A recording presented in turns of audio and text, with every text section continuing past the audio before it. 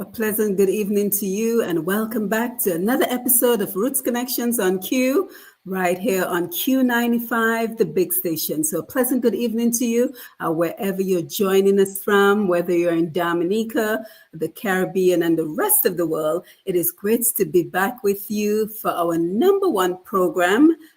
Featuring the Changemakers, the number one program where we see the world is constantly changing. So we help to navigate those changes via this program. So a pleasant good evening to you again. Today we have another packed program for you, and we have a full house as Team Unity Dominica is here with us, and they're going to tell us all about their manifesto. They're going to tell us about their vision and their strategic plan for Dominica. And of course, we know politics is a major area of concern for many Dominicans. So first, we're going to have them present their manifesto, their strategic plan, and their vision. And of course, we're going to engage with you with all the questions and concerns you have about them being a part of the political scene in Dominica. So again, welcome to the program. As you know, again, this is our number one program for featuring the change makers and those who are prepared to help with the advancement of Dominica. So this evening, we are joined by Mr. Kenton Sejean. We are joined by Mr. Alex Bruno. We are also joined by Ms. Petra Cabon George, Mr. Carlos Charles, and we have Sherian Austri with us. We are also expecting Christine Dupuy in just a little bit, so hopefully she will be joining us shortly.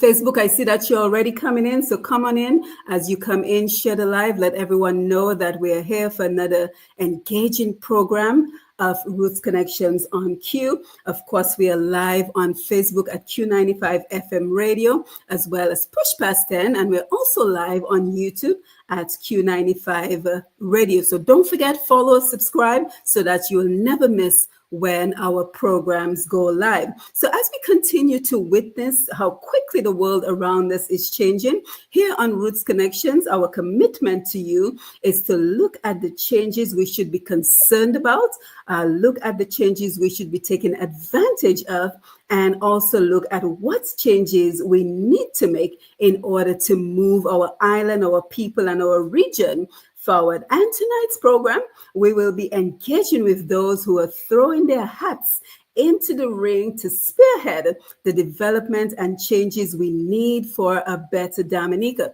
So again, a very warm welcome to you. This is episode number 87 of Roots Connections on Q for today, March 12th, 2025. And I am your host, Simone Matthew. Before we get started, we must always remember to pray for our country and all the challenges we face in Dominica. And in particular, this evening, we pray for the soul of Mr. Fitzroy Williams, legendary musician from Dominica, the keyboardist for Exile One. We pray that he rests well, he rests eternally. And of course, we pray for all those who have lost a loved one recently. And we know that many of us are facing many challenges today, but we continue to remind ourselves to walk in the spirit of gratitude, because we know that gratitude is the great multiplier. So let's give a very warm Roots Connections welcome to our guests as they tell us a little bit about who they are, their role in TUD, Team Unity Dominica, as well as where in the world they are joining us. So we always begin with ladies first. So Petra, we'll go ahead and start with you, and then we'll come to you, Sherian.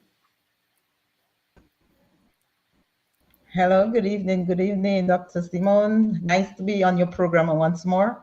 My name, as it's on the screen, is Petra Cabon George. I'm from the lovely village of Capuchin in Dominica, and I reside in the U.S. Virgin Islands right now.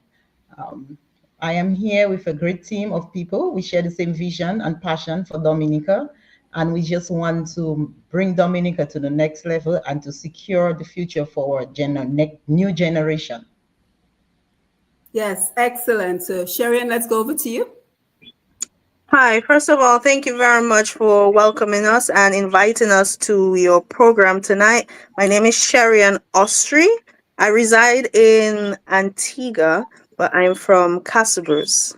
TUD, we are here all together. We are taking a big step to bring Dominica together in unity and to bring Dominica, make Dominica go forward right now. So that's our big plan and our motive right now. Excellent. Alex, over to you.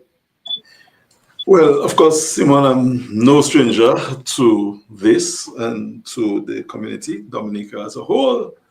I want to thank you for the opportunity, for your unbiased efforts to try to expose voices, to include players into the political sphere. So this is an honor for me to be here, to stand boldly with the team that I've been part of since Carlos Charles invited me to contribute towards forming and being part of another political movement. So all credit is due to Carlos Charles. It is not me who created this, it's Carlos who actually got me involved. Carlos and Kenty and Erwin et al. So I'm happy to stand as part of a new voice, a renaissance, a clean slate, a new approach, a different way of doing politics with the other players of politics in Dominica. So Team Unity does not stand alone.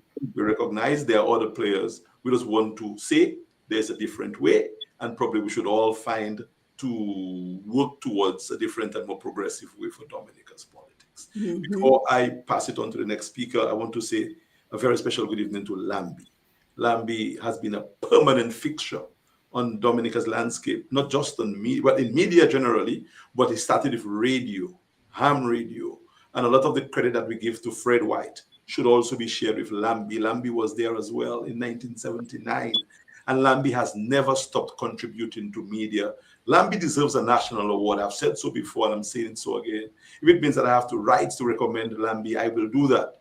But Lambi deserves that recognition because he has been going at this nonstop for half a century and more. So I want to really recognize my brother, my father figure too, and friend for what he's doing and for keeping it steady with Q. Yes, thank you very much for that. I think we had Kenton on. Let's see. Let's try to bring him on again. Nope, I think he's disconnected. So if someone can go ahead and probably send him a message to let him know that he's disconnected and he should try again. So he can join us again. So pleasant good evening, everyone. As Alex just mentioned, we always give a special thank you for Lambi for your commitment and for being on the console. Kenton, can you hear us so you can give your introduction? I can hear you perfectly fine now. Yes, go ahead. Tell us who you are, where you're joining us from. First of all, let me apologize for the shakiness of my connection because I am actually just setting sail from Mexico right now on a cruise ship. So my internet is a little bit shaky, so I apologize. Yeah, and if you could speak up a little too, because we can barely hear you. I was saying that let me apologize for the shakiness of my internet because I am just moving out from Mexico right now, setting sail from Mexico on a cruise ship. So as you guys may already see, my name is Kenton Serja. I'm one of the founders of Team Unity Dominica, and currently I am working on board a cruise ship with Royal Caribbean Cruise Line International, providing music as entertainment, which is one of the many talents that I possess. So, but right now I'm just sitting out of Mexico right now. Can you guys hear me? Yes. Yeah. So thank you. Thank you so much for having me. I appreciate you for having me on the program. We have a wonderful team. Thank you for giving us that platform so that we can express. I appreciate that. Yeah, so guys, thank you for being here again. So again, if you're just joining us, this is Roots Connections, and we're here with Team Unity Dominica, and they're going to tell us all about their manifesto, their vision, as well as their strategic plan for the development of Dominica. And in a nutshell, it boils down to why should you vote for Team Unity Dominica, the work that they're doing. Kenty, I'm going to mute you because there's a lot of noise in your background. So the work that they're doing, and in a nutshell, why you should vote them into office. So Alex, let's start with you because you kind of mentioned it a little bit earlier. but it's very important to address the elephant in the room as we begin this conversation. And let me just say right here, this is going to be the first time that Team Unity, 5 to 6 members of Team Unity Dominica will be on the Q95 FM platform. So again, we want to thank you guys for taking time out of your busy schedules to ensure we can engage with you on this conversation. But Carlos, Alex, the very first time I announced the formation of Team Unity, the very first question someone responded back to me was, Alex, form a new political party, another one. So I just kind of want you to address that particular topic. You kind of mentioned it earlier before, but just kind of tell us about how you became involved and why your name automatically became associated to being the founder of TUD. You're muted. So I am hoping that there was no cynicism in the suggestion that Alex Bruno with a new party, and that was a plus, because it should be. It's an achievement for anybody to be involved in formation of a political party or movement. So I'm hoping that the person who commented saw it in a bright and progressive light. So I appreciate it. And I'm putting my hands up the way that I did not the first time around. I think the first time around, I was playing behind the scenes, trying to be politically correct, shying away from being exposed, and you saw what it delivered to us. So this time around, I have decided to stand with other team, identify as a player, not against any other team, but to augment what has been done in the politics of our country. Things change and new people emerge, and TUD is a new idea, a new effort to help salvage what is remaining of our country in terms of administrative leadership and to procure a future for our children. So when Carlos Charles, my brethren from a long time, called me and say, hey, Alex, I know how things are. I know you're just coming from a little situation, but we need your expertise, Dominica, need you help us to redefine and to put something together. I decided to help. Kenty was part of it as well, Kendra, Irwin. And I said, okay. So I give and lend my expertise to the process. And that's why I'm here. So it's not Alex doing something else. It is Alex contributing to not something that is new per se, but a different way of doing the politics. Because I'd been around the politics for a little while. And I felt that we had gotten stale in terms of our approach. And I think the approach has not improved much in terms of the major players who are on the scene. So TUD is just a democracy allowing new ideas to emerge. And I'm hoping that the person who suggested that understands that in a democracy, you can have many parties. In fact, I encourage people to create parties, as many parties as they think you need to create. At the end of the day, Israel has how many parties? They have a coalition right now, and many other democracies have several parties. Why can Dominica have 6, 7, 8, 9, 10 parties? There's nothing to say that you should not have it. And that's why I decided to be part of a new idea, a new movement, just to add a new voice and to allow some new players to have a little say in the politics of our country. And I hope no one has issues with that, because you shouldn't. That's what a democracy allows. And I am very happy and proud that I am part of what TUD is doing, and we are open for business. Yeah, and we will talk about the implications of that in just a little bit. But Carlos, my apologies, I forgot to have you introduce yourself. So please go ahead and introduce yourself. And while you're at it, let's just start getting into the conversation in terms of why TUD was formed, so we can have you and I think Alex mentioned Kenton as well. So if the two of you can tell us how you came up, why it was important for the creation of Team Unity Dominica. But Carlos, my apologies. Go ahead and introduce yourself, please. Yeah, good evening, everybody. I'm Carlos Charles. Well, yes, no stranger to the Roots Connection program.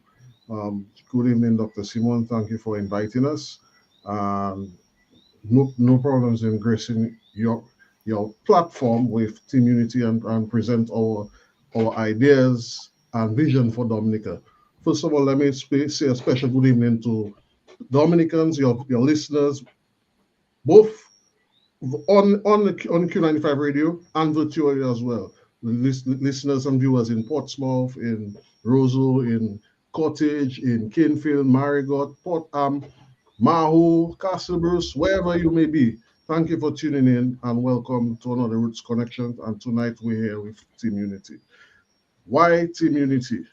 But Dr. Simon, I want to get into that, but before I even go down that line, let me just pause for a second to just give a little consolation to the family of a recently lost brethren, that is Mr. Pat Henry, and the Henry family, and the other relatives in Maho, Jersey, and further afield who are reeling, and especially the whole biking and motorsports community who are still reeling from this loss. I just want them to know that I know Pat, and he would want us to pick up and move on, but sympathies with everybody. Yes, so back to the topic at hand. White immunity. Dr. Simon, I have never been a political person, and I don't consider myself to be a politician. I don't.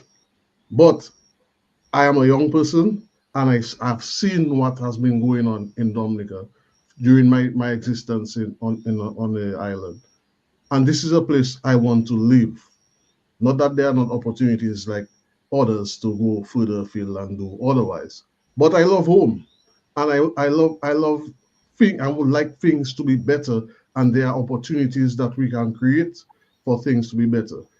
We have a political stalemate in Dominica for the past maybe 20 years and more. And I think that Alex was onto something good when he started the previous movement that he was involved in.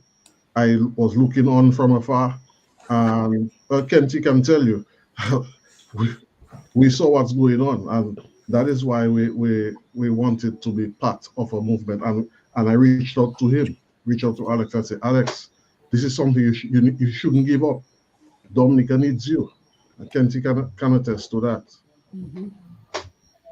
Yeah, Kenty, you want to jump in?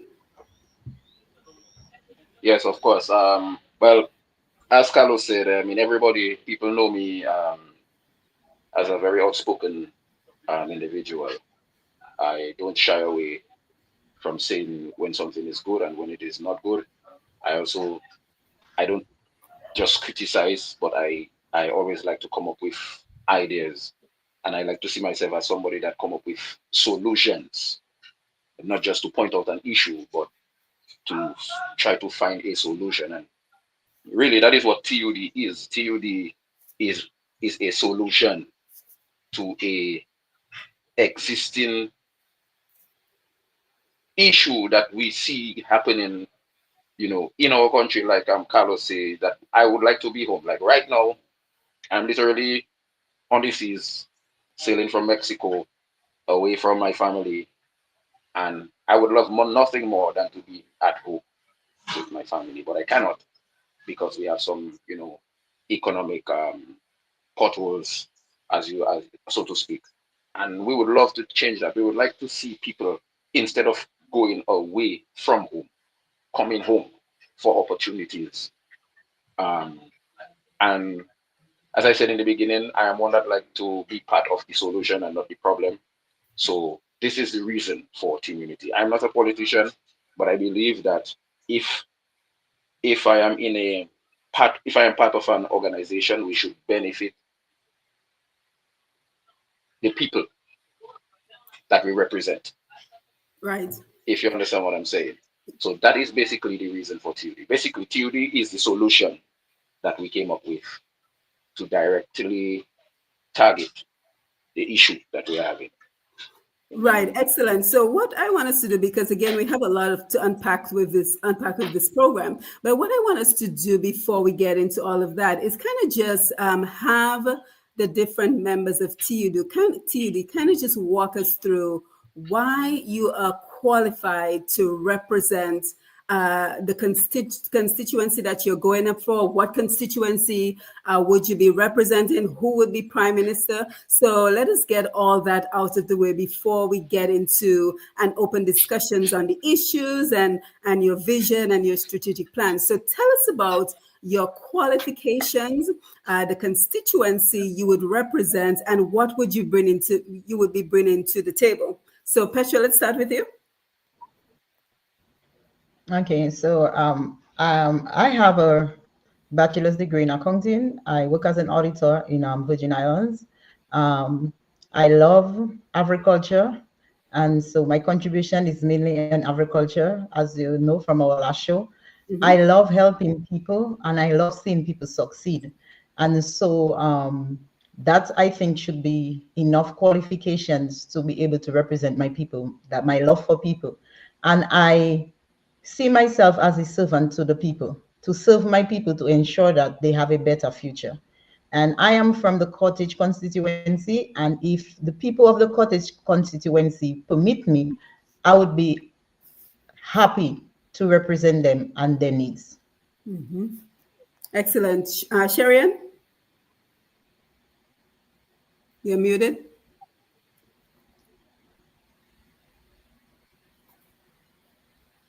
Let me try to unmute you. Can you unmute?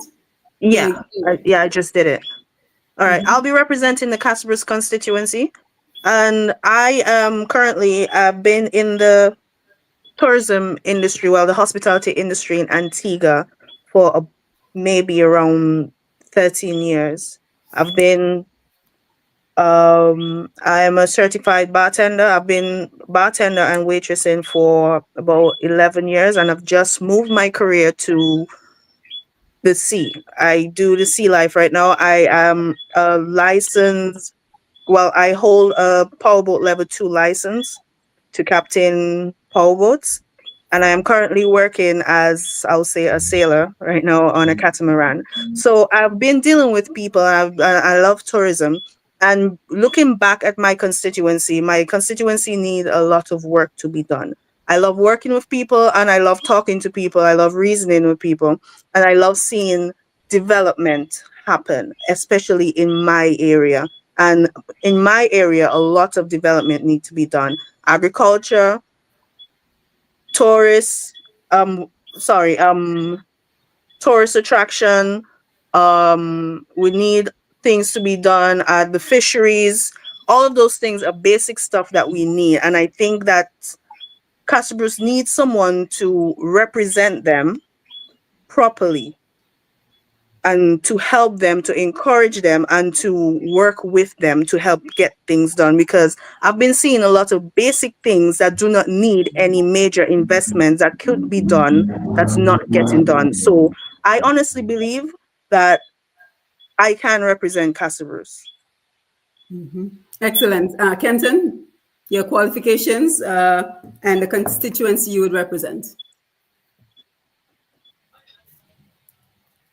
Well, at the moment, I am an entertainer working in the music industry.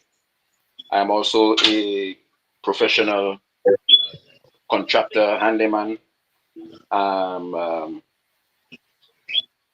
I have a business in St. Martin and in Dominica on providing handyman services. Currently, well, I don't want to put the cat out of the bag, but I'm working on, expanding that business into other Caribbean islands as well. But at the moment, I am working as a musician in the entertainment industry. As people who may be listening, the listeners may know, I am from Portsmouth. But at the moment, I am just going to be in the background, supporting the whole group, giving my utmost support to the entire team, and wherever that is suited for me to be, then I will be and do the whatever it is that is needed for me to do as directed by the team at the moment. So that's where I stand on this. Yeah, thank you. Carlos, your qualifications and what constituency you would represent. I am, let me put it to you that way. Started my career in ICT. So I've done many at the top level in Microsoft certifications, Red Hat, network. So I'm a network systems engineer by profession, but I have To be very blunt, ICT has kind of bored me over the years. And tell us what is ICT for those who don't know. Information, telecommunications, communication, Okay. right? And and this propelled me into moving into other sectors. So I moved into the media space. I started a media business, and I've also done some work in the trucking industry as well. Trucking industry as well. Currently, I am pursuing a degree in economics and political science with the University of the West Indies. So yes, what I've done on the ICT level is beyond what I will ever learn in UE on the bachelor's level. However, I'm trying to augment what I did in one career to balance the other one. And your constituency would be? Right, I it's obvious I represented Marigot in the last general election. However, I am from Marigot. I also live in Kinfield as well as Cottage. So right now we're trying to balance it off. Obviously, my people in the Mao constituency have been after me to represent. I still do my works on the ground, so it'll be finalized when the election is clear. For now, I'm representing Dominica. I work all over Dominica. I interact with persons all over the island. I, Let me just say thank you to those who welcome me today. I feel, Dr. Simon, I feel like I'm at home in Dominica. It's not I can go into any home and feel at home in Dominica. Dominica is one of our people, are loving people, and we only want things to get better. Excellent. Alex. So, well, my qualification is very well established. I work in politics as a professional. I'm from Calibishi in the Peebush constituency. I will not be contesting elections. I've said so publicly several times over. Some people don't believe it, but my team knows exactly how I feel about contesting. Not that I don't want to, but it's just not my desire. It's not something that I think I need to do. My work and my job is to assist this team and any other team of individuals who require professional services. I know there's a party thing, and sometimes parties don't cross-reference help, but I think where we are in Dominica today, we cannot do it alone as singular parties. I think there has to be some sort of coming of the minds, meeting of the minds. So I am there for that. I'm a resident member and co-founder, strategist, logistician with this team, and I will not trade that for anything else. But that does not mean I will not take a call from Dr. Fontaine or from my brother Lennox or whoever. Let's talk. Let's have a conversation about where we want to go, because we all want to go somewhere good, but we have different ideas how to get there. So that's my role, Simone, to assist, to guide. I'm an educator. I'm creating books, so I'm going to help to change the political thought process on the island through the youth. And I'm willing to engage anybody who's willing to engage with me. And that's where I am. But so as a candidate, no, as seeking for office, not necessarily. Do I think there are people who are better qualified than me to serve? Yes. And I will help anybody who has raised their hands and who think that my work can help them in some way, shape, or form, preferably as part of Team Unity Dominica, but on a broader basis, willing to help Dominica beyond the partisan lens. So if you want to serve the country and not the party before, fine, let's talk. If you want to serve your party and your party is not my party and you wish not to speak with me, I cannot force you to talk to me, but I'm open and willing to engage any and everyone as to the path forward. Knowing that I, Alex Bruno, has never had any major desire to be elected into office and still do not have that desire.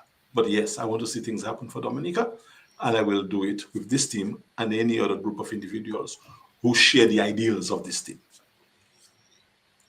Yes, so thank you for sharing your qualifications with us, the members of Team Unity who are represented here. One of the most important decisions a political party has to make is who will be the prime minister if you're elected into office. So let's open up the discussion. Anyone feel free to chime in and to join the conversation. So who would be the prime minister if Team Unity Dominica is elected into office? But I know the guys are going to speak about that, but let me speak to that. There has been a leadership kind of reconfiguration. We have been speaking, and the team has been working for the past 2 years plus.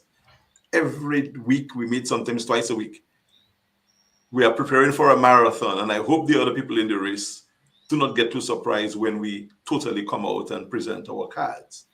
It will be foolhardy to expect or not to expect that after 2.5 years, we have not done tremendous work. So there will be some pronouncement in terms of an official declaration, and there will be most likely a reconfiguration of the leadership. Right now, Carlos is known as the leader.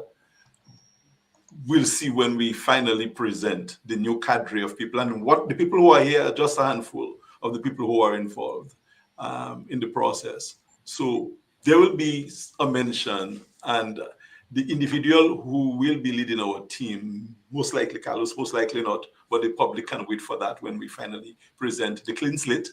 And that person, if we win 11 seats, will be the prime minister of our country. But we cannot say that now because we are waiting on the right time to declare the team under the banner of the clean slate campaign. It could be somebody here. It may not be somebody here. Who knows? We want to keep that as something that the public will see in time. Excellent. And even again, to continue, it could be somebody from our team or somebody from another team. Because if you don't win 11 from us, you can come together with whoever wins. And as long as that person can command 11 seats or 11 representatives support, that person becomes the prime minister. So the prime minister doesn't have to come from our team necessarily if we didn't win 11 seats, because parties have worked with parties in the past. In fact, the parties in government now in Dominica is a coalition kind of arrangement of people from different political factions. And the honorable prime minister commands the respect from the majority, and he is now the prime minister. So that's how it goes. The leader of a party does not necessarily become the prime minister of a country. Mm-hmm. It's the one who can get the support from 11 elected members of the parliament. Right, but just keep in mind, transparency is one of the areas I think most Dominicans find that we are lacking in politics. So I think it is very important to have that decision sometime soon in terms of who would be the leader. For now, it sounds like it's Carlos, but again, you mentioned that may change with time. But I think we have to keep in mind that transparency is very important, and we know that it is something that is lacking in Dominica. I think most of us can agree with that. So very important to keep that in mind. So right now we're here. I think we're down to the four of you. I think Kenton probably fell off. But I think a question that is on the minds of a lot of Dominicans is, where is the rest of your party? Who will represent the other constituencies? Again, you guys have been at this for 2.5 years. So where is the full slate of candidates that will be represented, especially since we know that the prime minister has in the past called a snap election? So if the prime minister were to call a snap election tomorrow, would you be prepared to contest the election? Sherry-Ann, let me come over to you for that. And then Petra, you can chime in as well.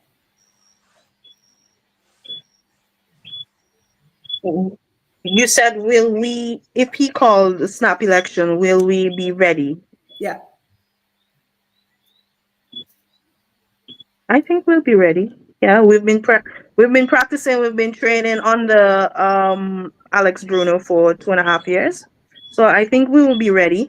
As Alex said, we are open for sensible collaborations, and the current government right now is a collaboration back with two parties. So I think we are ready for a snap election if it happens right now. But do you have the candidates, Petra?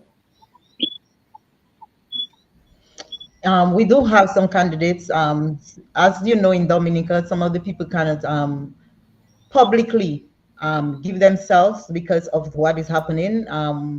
stereotype, and we know the condition in Dominica right now. But we do have other people who work with us, and we have another young lady that's supposed to be here tonight as well, but she has another function that's lapping over this one.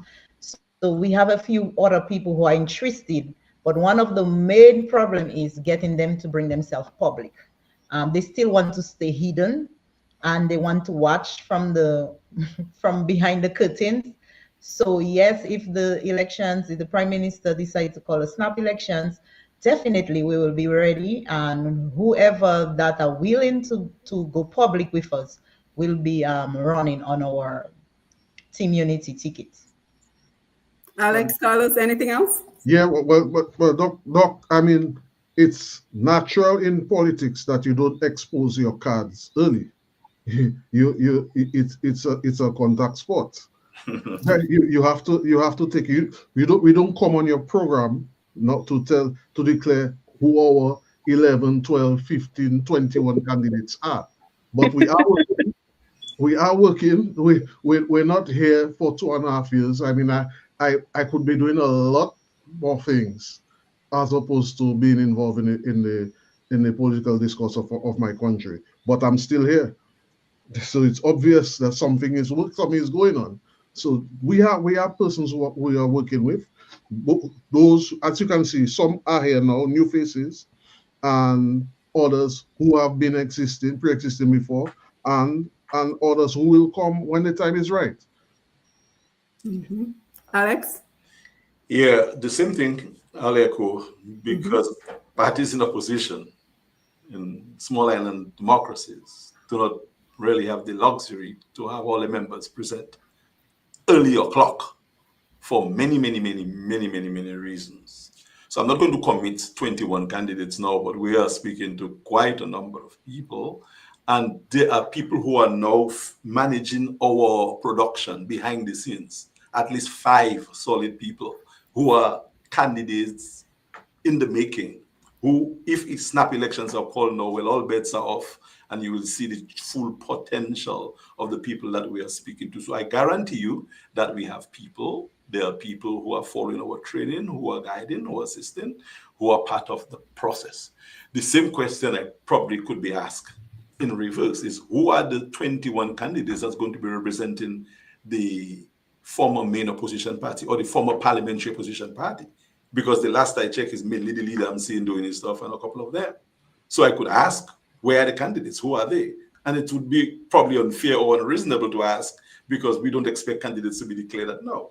But if we have a candidate launching and we present one candidate, that's a problem. But when we do the launching of the team, the leadership, whatever, and you will see the people, hopefully, most of them, and certainly when elections are called, you will see everybody, because all bets are off. So I think it's a little premature to ask to have all our candidates declare even before elections are called. And it would be unfair to ask, let's say, our friends in the UWP the same thing. Who are your candidates? We expect the leader to do his stuff, and by the way he's doing his stuff, I want to commend him for being out there, being on the field, doing what he's doing. One of the politicians who is really working. So I commend him publicly. Nothing wrong in giving commendation to people who are doing their stuff. But it would be unreasonable to ask him now, who are your candidates? But you know what, guys? I'm going to beg to differ, because I'm going to speak on behalf of the people of Dominica. I'm going to beg to differ, because this is not a theoretical question I'm throwing out at you. We've seen in the past that the prime minister has called the snap election. So to say that you're not willing to disclose your candidates, the fact of the matter is, and somebody told me this, a very high esteemed person told me this one time, and it is the reality. All politics is local, right? All politics is local. So who is on the ground doing the work to engage your followers, to engage with you? A very, very good example that we saw not too long ago is when Annette Sanford won the Kalinago chief position. She won that position because she was on the ground with the people, talking about their concerns, working with them on various projects, and engaging with them. So I'm just being the voice of the Dominican people right now, and I'm looking at my panel right now, And the only person on the panel who is in Dominica is Carlos. Right? So the question in a lot of people's minds right now is, what are you doing on the ground to engage with Dominicans to receive the support that is necessary? I mean, do people in your various constituencies, do they know you? Do they see your work? Because that is how Annette was able to win so many votes, that the total number of votes she won by was greater than the total number of votes of all the other candidates, because of her physical presence on the ground doing the work. So unfortunately, to not be in Dominica, and again, I'm speaking as the people of Dominica, to not be in Dominica, not have that physical presence on the ground, it begs the questions: who are your representatives on the ground in the various areas doing the work, showing the presence of Team Unity Dominica to ensure that you can secure victory if an elections is called? Okay. Miss Simone, a lot of us, the candidates, we do visit Dominica. I was in Dominica for 3 months last year. Good. To be honest, Dominica has no jobs. Dominica has no jobs that can sustain people. I'm just being frank right now. It will be a great sacrifice, which I am going to take, to come to Dominica, live everything that you're doing overseas. Is a reason why Dominica is exporting people right now, because a lot of people is leaving Dominica. So it is a huge sacrifice, as I said, that I am willing to take, and I'm going to take, to leave what I am doing right now to come to Dominica to do my groundwork. We are doing groundwork. We do visit Dominica off and on, but you can't just leave what you're doing and come to Dominica and just settle. I tried that last year and it was a horrible fail. Dominica is a, you don't make the kind of money you make overseas in Dominica to survive. I have no children, and right now, if I leave to go to Dominica, I will suffer. I will fail terribly. So what we are doing right now, we are getting ourselves together to come down Dominica and do our groundwork. Now, besides being there physically, we are doing what we can to help the people on the ground. Chrissy is doing something. I think she has this, help me out, Carlos, or help this baby thing. She's giving, Yeah, she has. correct me. Yeah, she has a foundation that takes care of maternal needs and health Exactly. consistently. She has that foundation. Petra is dealing with agriculture. She's helping people export their goods, which we don't have a lot of that in Dominica, and we need to export because we are the nature island of the Caribbean, and we're doing more importing than exporting. Right now, Antigua prime minister is working on agriculture. Imagine, Antigua is working on agriculture, an island who has no water is working on agriculture, and we are not exporting nothing. What I'm trying to say right now is we are working on getting on the grounds physically, but seeing that most of us is not on the grounds physically, we are doing what we can overseas to help and to talk to people, to inspire them and motivate them and give them hope. Absolutely. From overseas. So that is my answer to your question. Yep. Anyone Let me else? just Thank chip you, in for a Sharian. minute. Yeah, let me chip in for a minute. I am a person, my thing is in finance. And for me, for somebody to say that you overseas, and people tell me that all the time, oh, you overseas, what you're talking about, you're not on the ground. But if I was on the ground, I would not be able to open a market for Dominica in St. Croix. Right. Because the people on the ground, the leaders that are on the ground, I have put in Dominicans' pockets more financial stability than those on the ground. Every 2 weeks, I try my best to have a plane with produce. Farmers, $15,000 in Dominica in their pockets, because I came to St. Croix and I see the opportunity to help my people back home. I didn't have to. What I am doing here and why I choose Team Unity is because the dream that Mr. Charles came when he introduced himself to me, the dream and the passion that he has for his people. I told him, I know I am in Virgin Islands, but I share that same passion with you. We need to move our people to the next level. We need to bring our people where they are financially independent. I think our people now are relying too much on the government to take care of their needs, basic human needs, and we have to try to move their mindset away from that. So before you go into anything, you need to plan, you need to prepare the minds of the people. Because if I just come to Dominica right now, the people are still set in health. I'm guaranteeing if I go down to Dominica as a day of today, everybody will say, what you giving me? Right now, I'm giving people the opportunity to be financially stable. I encourage people to go back to the farm and plant. I am trying everything I can to get different markets for them. Now I am still working on bringing our produce to the mainland, but the only problem we have, sustainability and consistency, is not in Dominica for farming. I cannot rely to ship a 20-foot container every 2 weeks from Dominica produce. So even when I tell people go back to the land, I am working with you, I am working for you, I am going to ensure that you are financially independent. We still have that reliance thing going on. So yes, we are overseas, but we are doing all we can to make sure that our people are well taken care of. So yes, we need to be on the ground. But if I am going to be on the ground and cannot help my fellow Dominicans, I am of no use to them. Absolutely. Carlos, Alex? Yeah, well, the members responded eloquently. And They the other did. thing that we need to remember is that we're a global village right now. So gone are the days when certain things were the only way and certain ways were the only way. It would be ideal, and I've told the members that every day, if everybody lived on an island. But because of how things are at the moment, and the members who speak here are all planning an entry point where they're going to move back to Dominica, all of them. They're going to be eventually here. So it's a planning process. If elections are called now abruptly, well, they'll have to do what we have to do to make it happen.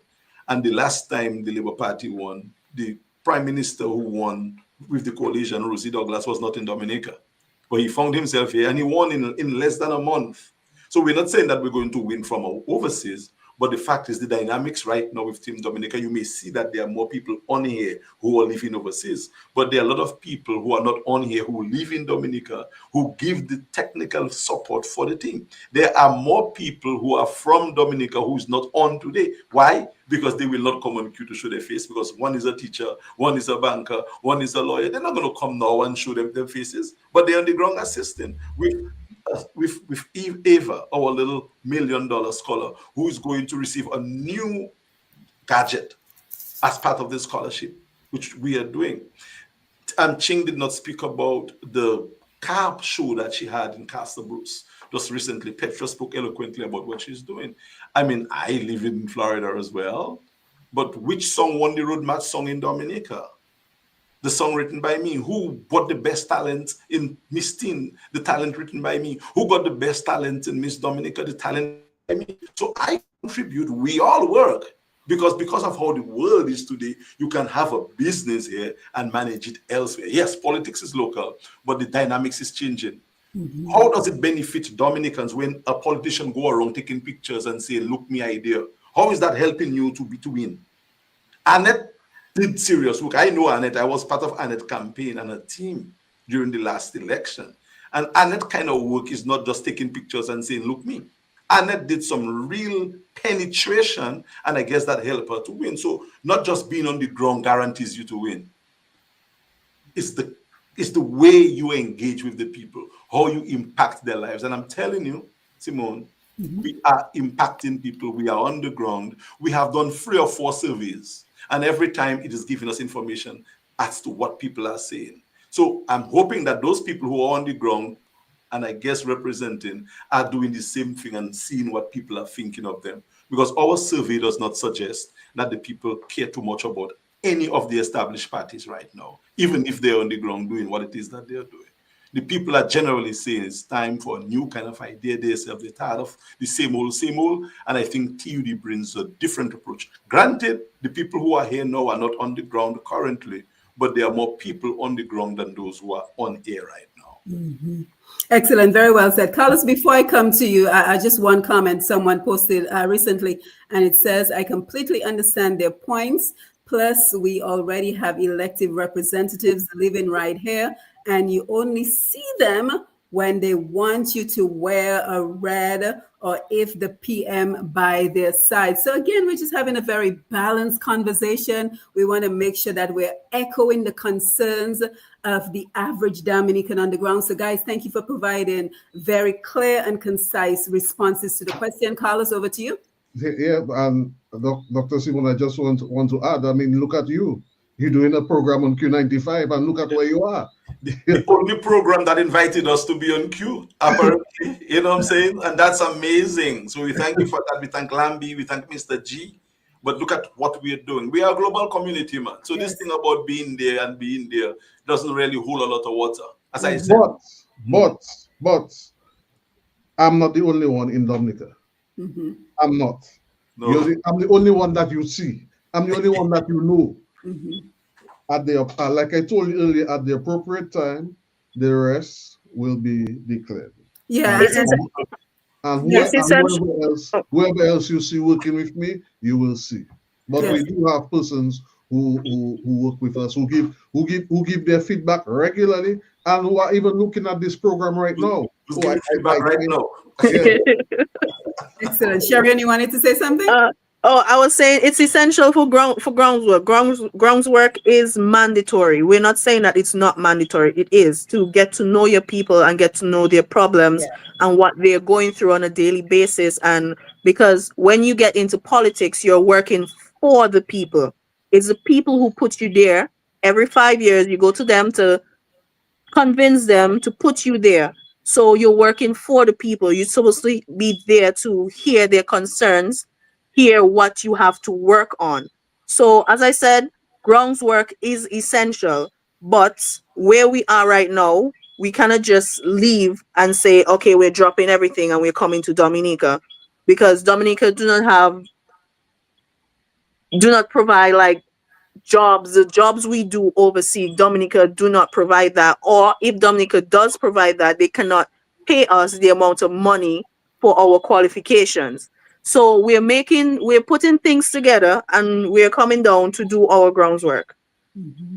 Excellent. Yeah. So guys, again, just echoing some of the sentiments that we know questions on the minds of Dominica. And one of the major ones I think you can all agree to is the fact that many Dominicans speak about there are too many political parties, and all that does is give an advantage to the incumbent government, because then we have the splitting of all the votes to this party and that party, and in the end, the advantage goes to the incumbent government. So I want us to address all the concerns we know are on the minds of Dominica. So what do you say to that particular concern, which holds some validity? So what is your response to those of us who say that there are too many political parties? There should be a coalition government of all the opposing parties to give a better advantage to unsitting the ruling Labour Party government. So anyone feel free to chime in. Mr. Bruno. No, I think you guys are qualified to answer that question than I am. I don't want to be seen to be. So Carlos, go ahead.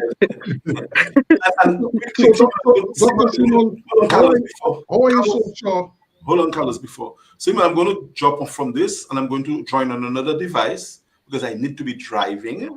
So I wouldn't necessarily be on camera, but I will be willing to contribute in any other way. So if you don't see me here, look out for me joining on my mobile because I need to be driving.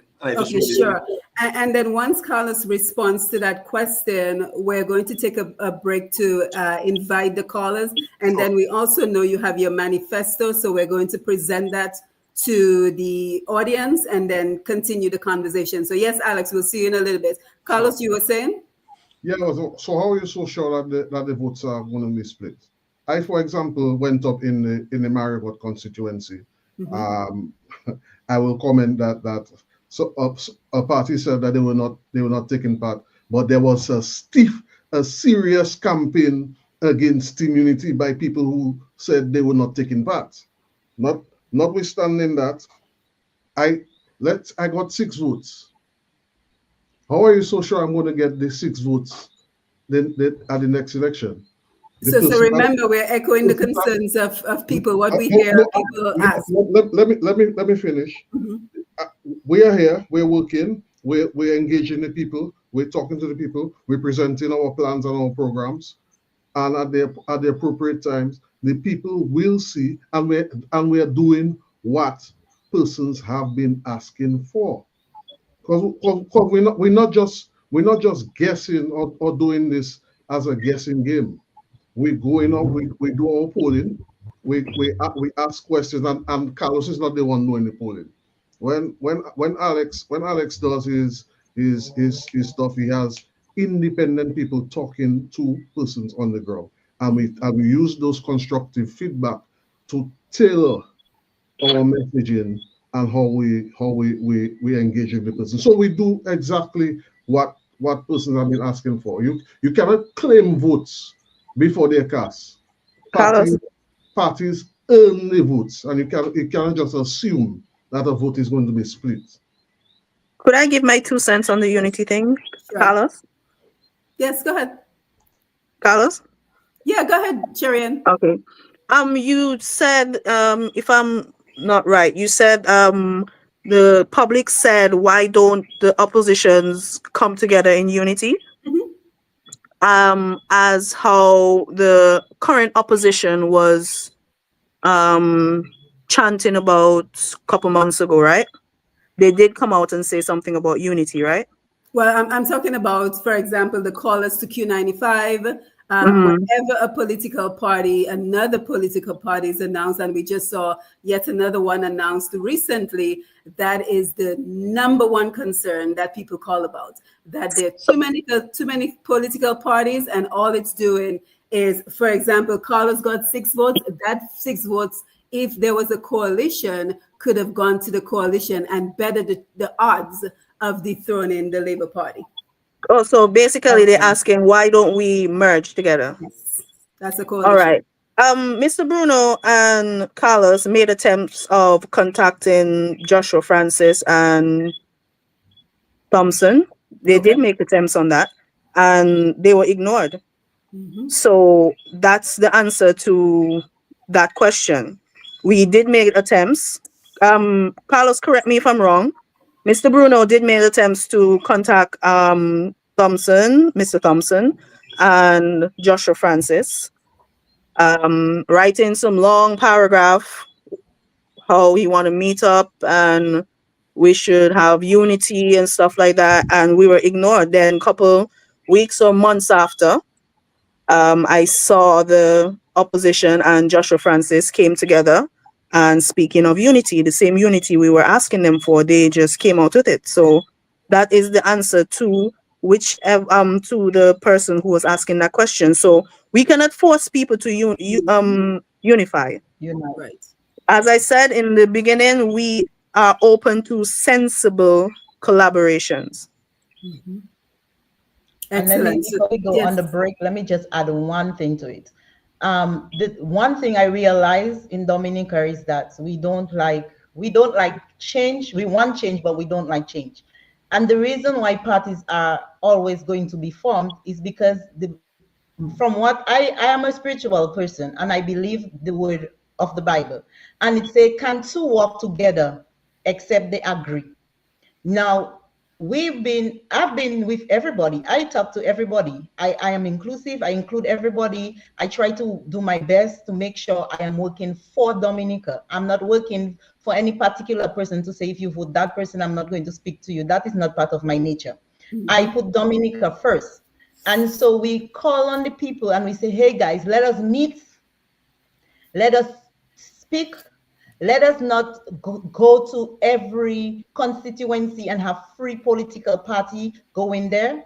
Let us go in, let us see who is the best fit in each constituency, and then we will send that person to represent that constituency.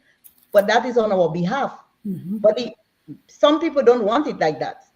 They want them and them alone to be part of it. So you cannot be a unified body if you're not getting included in unity. So Right. you could see for the last discussion, we were not invited to be part of the unity conversation. Nobody informed us. We saw the flyer and we was like, huh, they have a unified conversation and they did not invite Team Unity. And that says a lot. And so we continue to work on our own, and we continue to do what we do for the people of Dominica, irrespective of nobody wanting to include us in any conversation. But we are trying to reach out to the people. Mm-hmm.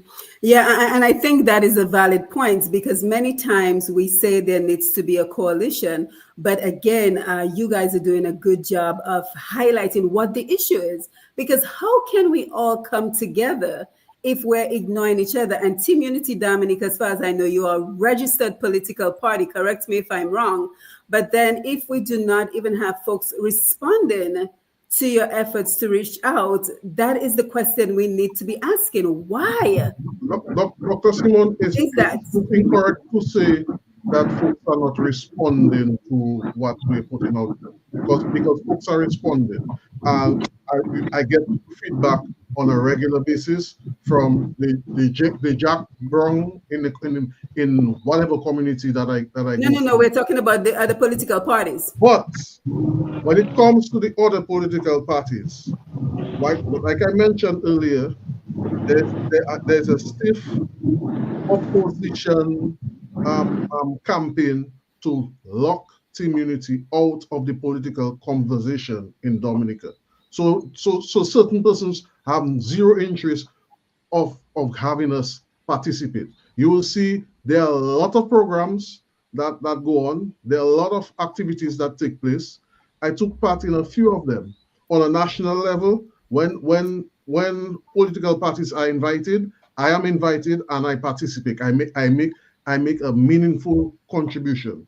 But when there are new calls for unity, because this is something that we started when we started this movement. This is something that we called for, and it was seen as something that was not interesting, but now it's sexy to talk about. It's sexy. Let's unite. But that unification is not for everybody. It's for one set. You know what I mean? My last conversation with one of the leaders of the political parties was June last year. They see me every time in Dominica.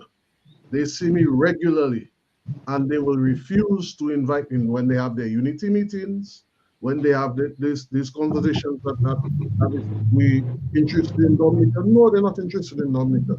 They're interested in fixing their parties.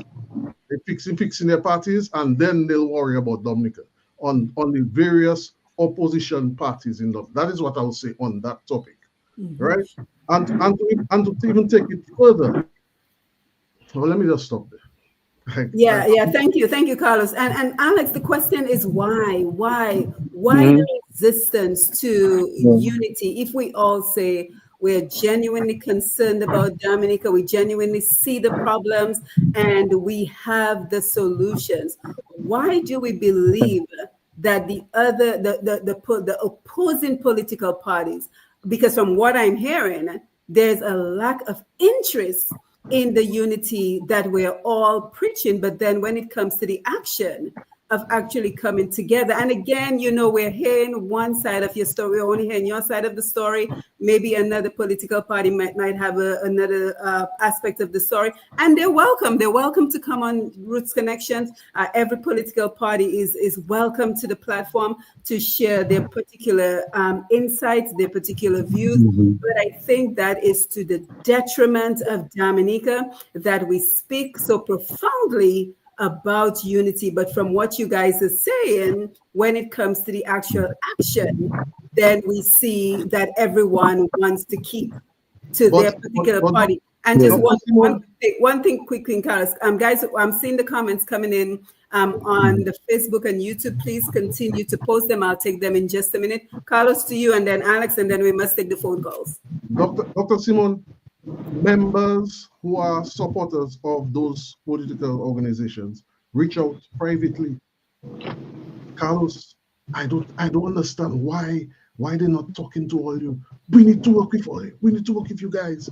I don't understand why. I don't want to call any names, but this is what happens on a regular basis. But Yeah, and already since we're seeing the caliber, and that's one of the reasons I asked each one of you to provide your qualifications at the beginning of the program. So we're already seeing the caliber of candidates that we have just with the number of you who showed up for this program today. So it really does beg the question, what is blocking this unity that we all espouse? So Alex, your thoughts? Well, it's not my thoughts, it's the reality in terms of the efforts made over the number of years to try to bring a consensus together under this umbrella of unity. If you remember, Simone, very well, mine was a lone voice in the wilderness calling for unity of purpose within the opposition fraternity to do things right for the people. But for some reason or the other, and I think I know the reason, the political status quo do not want a new group to take root. It has to be the red or the blue. And that's not going to be the answer moving forward. Sometimes the red has to be a bit purple, the blue has to be a bit pink. Because blue on its own right now, in terms of the political affairs in Dominica, does not stand a fair chance on its own. The blue has to find ways to kind of dilutes the color a bit to get more colors involved. I'm not saying that that we are going to win on our own either. I think the blue probably stands a greater chance to do so. You have to be fair. But what I'm saying is you cannot expect it to be only you in a new and changing political dynamic. The results we are seeing on the grounds in terms of the opinion does not suggest that any one party now is going to form any government of Dominica. So it's time that everybody involved in the opposition find a way to talk. We're not saying that parties have to merge, but at least engage. That's all. You know how many times I called leaders? And the major problem, Carlos mentioned it, parties are saying that we're fixing our party first, then we will talk unity. That's what all the major parties are saying. Is our party first, we're taking care of our thing, and then we'll talk to you all. Even when a new party was being formed, I say, well, fellas, let's talk. I'm going to do my thing after I'll call you all when I'm ready for you all. So there is a kind of selfishness that pervades the opposition political space. And if that continues to be the case, the Red Party will continue to win in perpetuity until we can find it in ourselves to bury the hatchet, to eat our egos, and to say, okay, Alex, I don't like you a lot, but at least you're making sense there. Let's see what we can do. Carlos, I don't think you are the most flamboyant politician, but there is work for you to do behind the scenes or with the media. Petra, you seem to be a new kid on the block. I think there's a role for you. Until and unless the politicians who are now in the business do not recognize that new people are knocking at the door and embrace them, they will continue losing. Because the people are asking for exactly what TUD is talking about. And I do not know how else to say it. I don't want to really bring up unity again, because people might think it's Alex begging for power and for unity.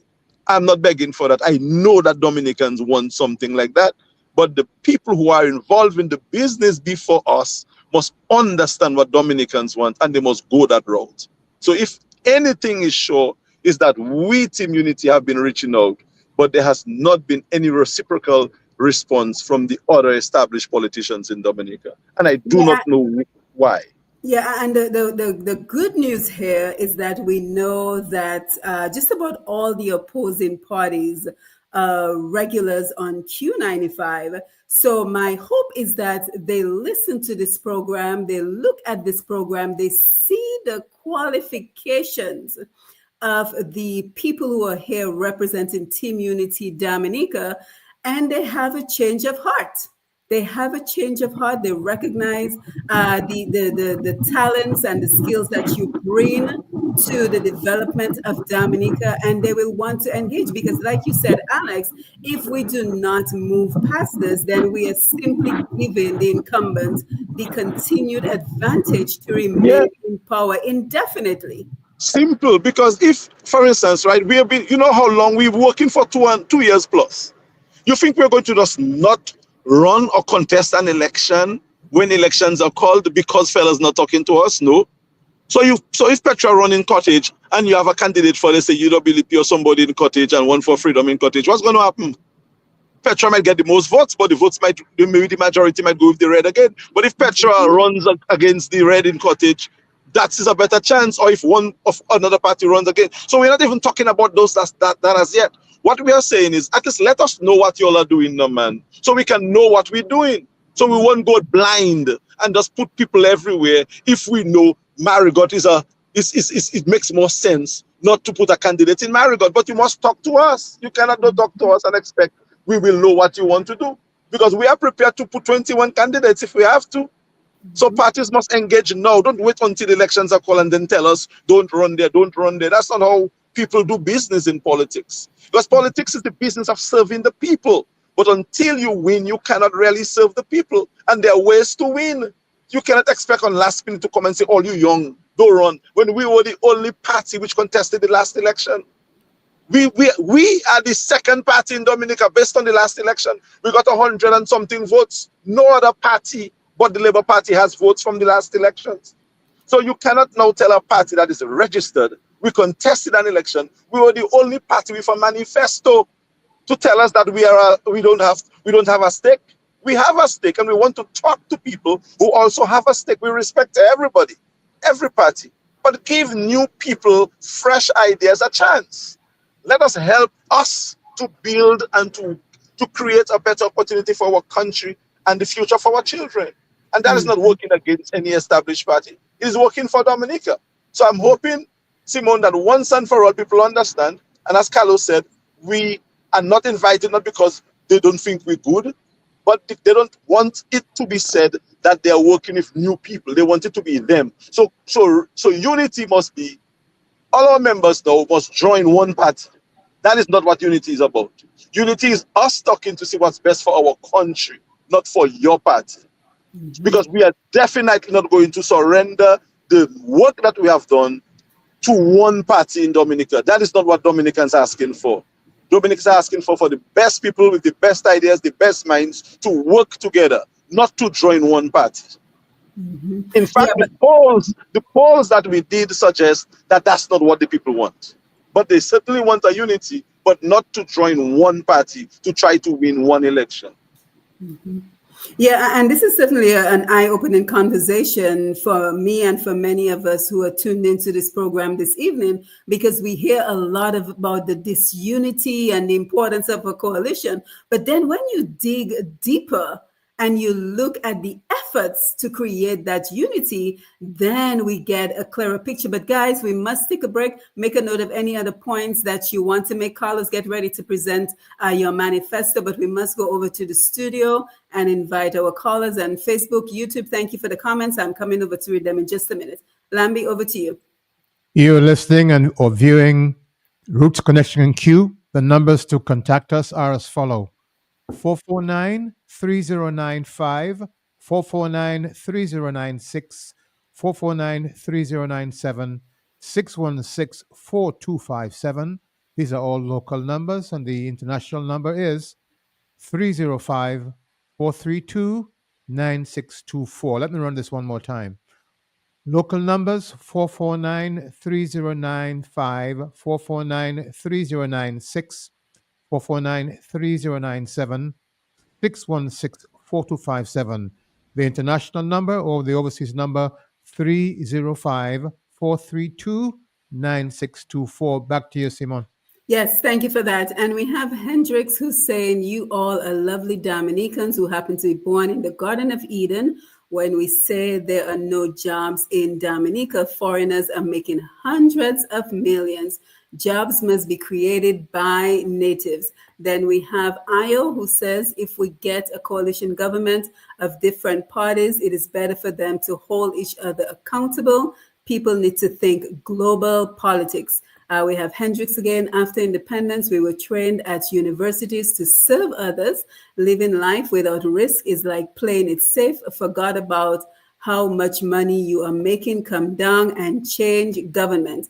And then he continues, we were trained to do the happy talk and work with someone else. 100% of Caribbean people overseas are never going to run business. I'm not sure I'm agreeing with you, Hendrix, on that point. It is the luck of the draw, divide and fight, with Arabs, Indians, Chinese, and whites making hundreds of millions in the back majority country. We don't know who the South is. Singapore model work in there 50 years ago. China was a backwards country. Everyone had a plan except blacks. The language on this show is not talking about our millions. So I guess Hendrix wants us to talk about all the jobs that are going to foreigners. So we'll get to that at some point. But Carlos, let's go ahead and take a look at the manifesto. You can feel free to scroll through it. And just for the interest of time, let's just kind of touch on the main points that you want to include, because we have so much more to talk about, and I am concerned that we may run out of time. So tell us about your team. Oh, we have a phone call. Just 1 minute, Carlos, we have a phone call. Good evening, caller. Thanks for joining us. Go ahead, please. Caller, we short on time. Please go ahead with your call. Okay, the caller will call back again. Yes, Carlos, over to you. Right. So, Simon, Doc, this is our manifesto we presented in the last general election. The only party with a plan for Dominica, and the leader of our country smiles when I say that in a public forum together with them, because he knows that the other parties had no plan for Dominica. And they made mention of our money. We presented it to the government, and we welcome them to use some of the ideas which we presented. But our idea for changing Dominica right now is going back to the soil. This is why I was drawn towards Ms. Petra Carbon George, because she has a passion for agriculture, and I believe working with her and along the lines that Team Unity was already going through, we think that we can work together to make Dominica have meaningful change. Green is the future, not just in agriculture, but in other sectors of life. But we want to focus mainly on the agricultural side of things. Of course, the reasons why we contested the last general election, all of this are here. And for those who are viewing and listening, we will not have time to go through the entire manifesto, but it is available online.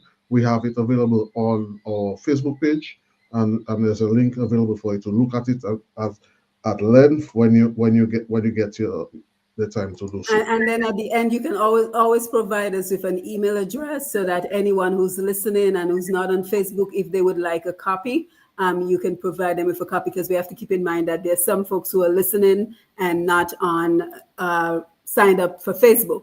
So yes, continue, Carlos. Yes. So we presented our vision for streamlining the government of Dominica, and we said that our government will consist of 11 ministries, and they're all listed here. We have zero interest in having 21 ministries. Yeah, list them out, because that's important. List them out. Yes.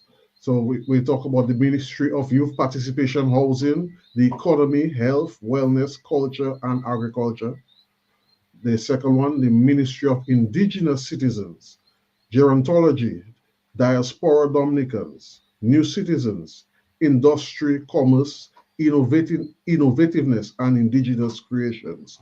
So yes, we want to dedicate a ministry for our indigenous peoples and focus on their creations, as well as many other things which are listed there, and our older persons. The Ministry of Gender, Social Security, Welfare, individuals with different abilities, the environment, lands, rivers, aquifers, forestry, parks, and recreations. The fourth one was the Ministry of Legal Affairs, Planning, and Infrastructural Construction, Architectural Preservations, the Constitution and Rights. The fifth one was Ministry of Human Development, Ports and Maritime Affairs, Aviation, Disaster Management, aeronautics, and intelligent life.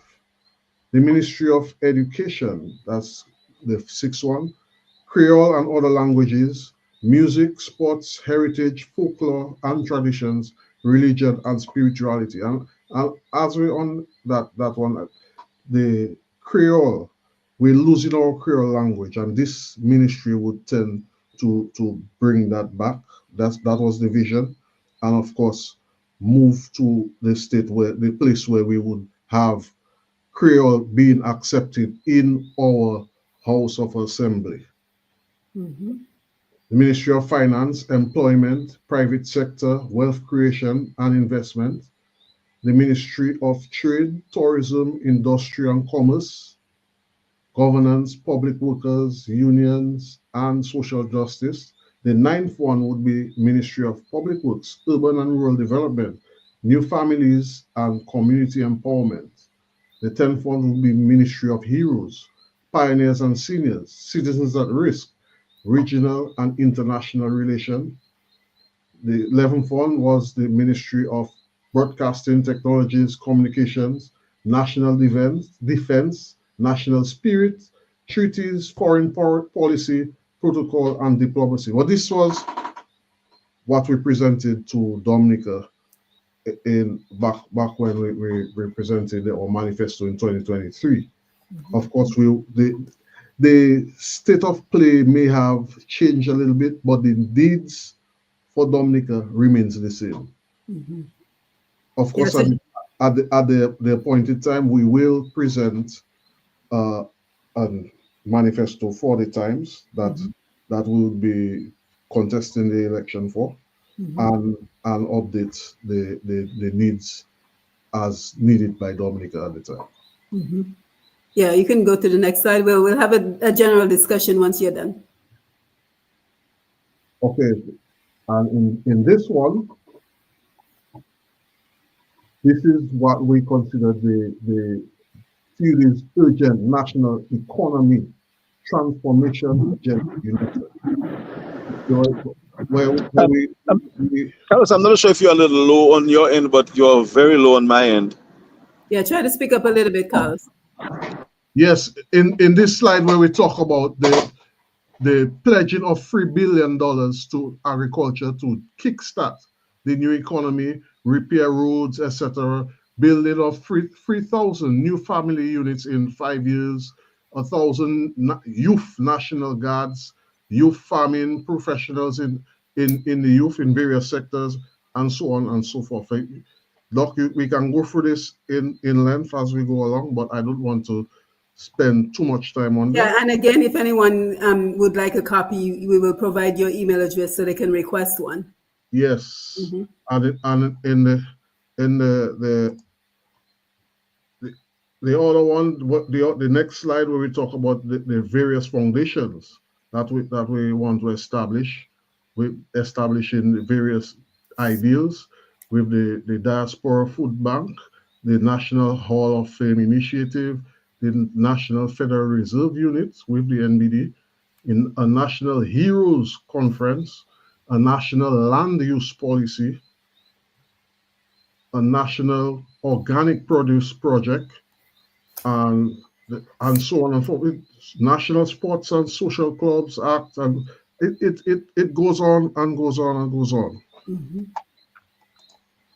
The National Child Abuse and Other Benevolent Acts Prevention Team, all the Foundation for the Elderly, the Inheritance Act, Internet Access Initiative, the National Internet Access Initiative. And Dr. Simon, I must stress that Dominica, we were far ahead in the OECS when it comes to ICT in years past, but we are behind, and there's a lot that can be done. And this Team Unity, under this initiative, it was part of the vision to get Dominica ahead, get Dominica to move many steps forward in those sectors.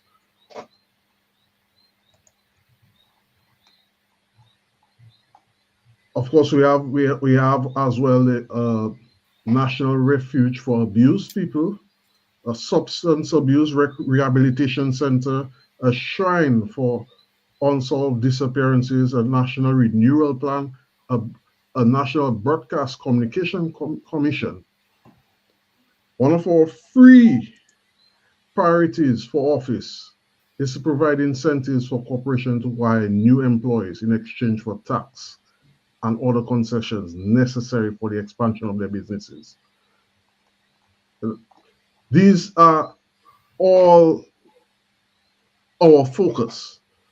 Create jobs for our Dominicans, our national economic transformation agenda. We see that as the way to reconstruct government ministries, streamline the government, and stop the wasteful spending and focus the energies on moving Dominica forward. Yeah, so kind of just to wrap it up a little bit, Carlos, I'm very happy to see that your major focus at the beginning of all of this was the youth. So in terms of your ministries, I noticed not just the youth. It just be the youth and agriculture. Right. So that is exactly we have to make those things be welcomed by our young people. I'm still a young person. I was never interested in agriculture, I will confess, growing up. But I see the error of my ways back then, and I've already started on my own, doing my own agricultural business. I've started selling produce. I've done it, and I continue to engage persons in various sectors or various parts of the agricultural sector. I'm working with Petra. As a matter of fact, I have a lot of plants in the soil waiting to ship to her as soon as they're ready. Yeah, and let me chime in very quickly because, we talk about agriculture a lot, but we actually have some very good news to share when we speak of agriculture, because just recently we had Petra as well as Mr. Banis on our previous Roots Connections program, and they had never met each other before. And we're very happy to announce that now they have formed a partnership. So this is what we talk about when we talk about building capacity. We talk about collaboration. Roots Connections has been here on Q95 for about 4 years now. And in those 87 programs that we've done, I have collected quite a database of Dominicans in various expertise and Dominicans in various fields that are ready and are prepared to make a contribution to Dominica. And it is great to see that come into fruition when we see how Petra and Mr. Banis have connected to collaborate to take Dominican produce and products beyond Dominica. And the news continues to get better because Mr. Banis called me, and I know he's listening, so good evening to you, Mr. Banis. Thank you so much for all your dedication to Dominica. He called me and he told me about the good news. And then he mentioned to me that he was trying to get in touch with Lester, what's his name? Lester Barron, Dominica, what is the name? Livestock Cooperative. Livestock. And I put them into contact, and now yet another collaboration, another partnership is going to be launched out of that. So this is what I've been talking about. This has been the vision of Roots Connections from the beginning, to put the puzzle pieces together.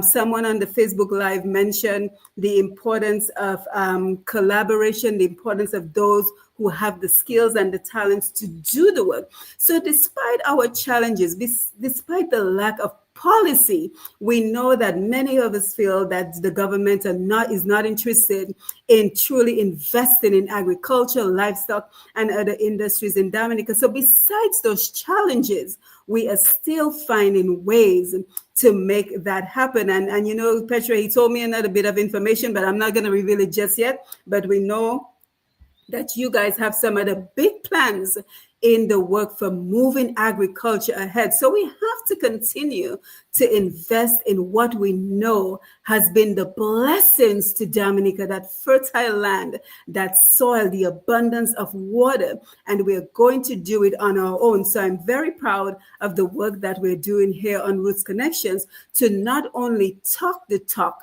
but to walk the walk and to bring people together. So Petra, I'm not sure if you want to chime in on the importance of that partnership that was recently established. Yes, it's very good. Like, because one of the things we established is breadfruit chips, which is a value added product, and we're going to introduce it in St. Croix. So based on the feedback from the customers, then we will be able to introduce it to other supermarkets, and so to build, he could produce more because now you'd have that external market.